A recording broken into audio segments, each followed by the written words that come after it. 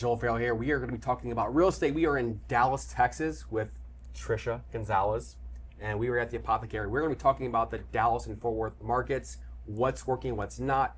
Again, right now, real estate is scary. Rates are high, prices are high. What's working, what's not.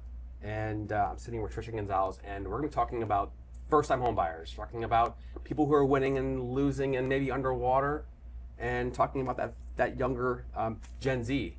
So you mentioned being 22, talking to a realtor. So do you remember, like, what was the conversation? Like, what was the topic that made you get it, that helped you get it? Like, okay, I can do this. Like, what was the turning point there? The turning point was, gosh, so long ago. I really had just always wanted to buy a house. I was done renting. And I think, mind you, this was years ago. Rents were cheap, to be honest, right? My mortgage is inexpensive as well. But the turning point was the added value of wanting to, I bought this home with the intention of turning it into a rental one day. So it was not where I wanted to live. It was not my dream floor plan. It did not have my dream finish outs, but I own a home and I love it and I take care of it and I'm excited for my next home. But I listened to my mentor at the time, and I'm so happy that I did, because it has just, you know, if something ever happens, I can go sell the house, cash out refi, and I'm sitting on all this money, which is great. So I want to dig into that a little bit deeper. So having a mentor is powerful. You know, when I bought my homes and bought the next one, I mean, there was Rich Dad, Poor Dad. There wasn't much out there on social media. I never had a mentor. I was just kind of just doing it in my own journey, and I look back on things, and if I would have had a mentor, I could have been able to do way more. I didn't really double down on real estate until probably 2017, and so, you know, having that mentor, and then kind of, I'm sure, translating that type of information in relationship to your clients. What are some of the things that are important for a home buyer to be aware of in the details that your mentor would have passed on to you? That's a good question. I think the biggest thing is protecting yourself. When you're representing anyone, seller, buyer, really buyers, right? We've all, you know, sold a house to someone and maybe something go wrong. That inspection report is really important. Protecting your buyers, knowing when to walk away from a deal. Overall, just making sure that their investment is sound. So that is probably the most important thing that my mentors have taught me, is just the attention to detail. At the end of the day, deals are going to come and go, but you need to know when to walk away and when to advise your client when to walk away. The ability to say that is powerful. Does anything come to mind, like on an inspection report, that is a big deal that would be enough to walk away? I've had a deal. It was for a client buying out in Arlington. I mean, we looked for months. They are very eclectic, so they wanted a pre-owned home. And I mean, just every home we looked at just had so many issues. And finally, we found a home that they loved. And we submitted our offer. It's about to be accepted. And I noticed that there was cast iron plumbing. So I asked the seller's agent, oh, well, I don't know. I'm like, well, I see it. I see that it is. And with how much renovation that home needed, these are first-time home buyers, they're putting minimum down. I was like, in good conscience, I don't think, if we can't get a credit for this, I don't think that you need to buy this home. There's no way that you're not gonna have to have this $30,000 replacement somewhere down the line.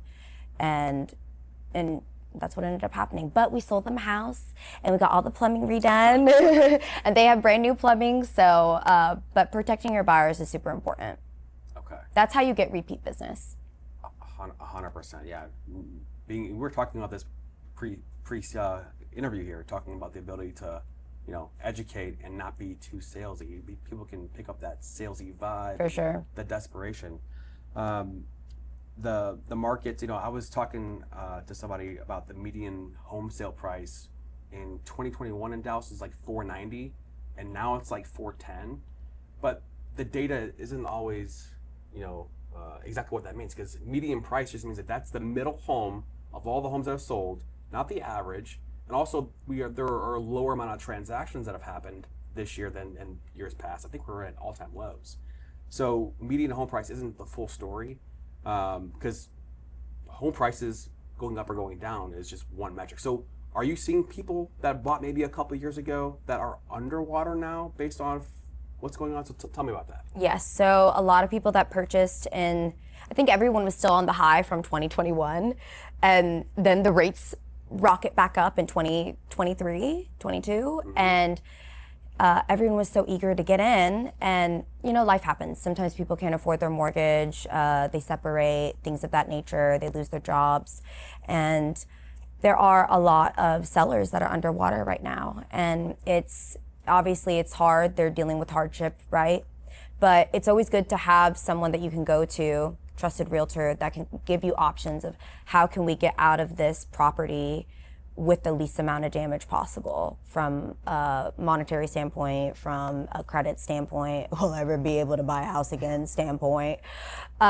So yes, I'm dealing with a couple right now myself, and I think the biggest advice to people I could give would be to contact someone before it gets to that point where you're not paying your mortgage.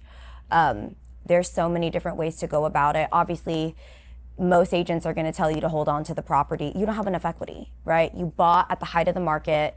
Now we've taken this dip, like you said, right? 490, now it's at 410. You overpaid for it. There's not much equity. After all these commission splits and closing costs, you're in the hole. So what can you do to get out of it?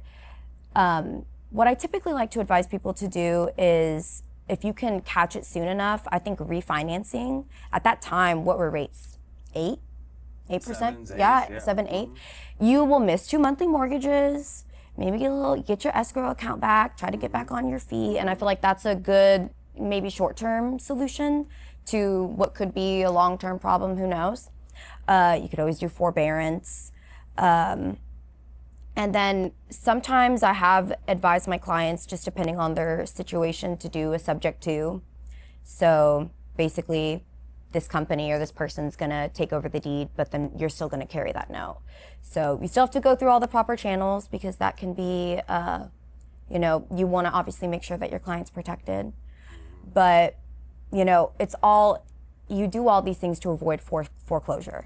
So the last piece of advice I would give someone that needed to get out of their property, if they went through all those channels and it's not working, would be a short sale, which I think we're seeing so many short sales in this market from last year to this year, a lot of short sales. Okay, so is there an example of a price? So somebody may have bought at this price and now short sale, and then it's being acquired at XYZ price. Any examples? So Not to put you on the spot. No. For example, you purchased a home at 420, and now you're trying to sell it at 450, whatever, right? 400. At some point after all those fees, you are upside down on the property. So they can do a couple different things. You can get them to tack on those missed mortgages onto the back of the loan. But the short sale process is basically just pre-foreclosure, right? So, and it's a much longer process. So while people, yes, they're getting a good deal, you as the seller, it can be a 120-day process. So it's funny it's called a short sale, because anything but. And then it just depends. That's kind of between you and your lender of, okay, this is the difference, right? This is how much basically we're upside down. Are they going to tack that onto you? Are they going to forgive it? Are they going to put you on a payment program?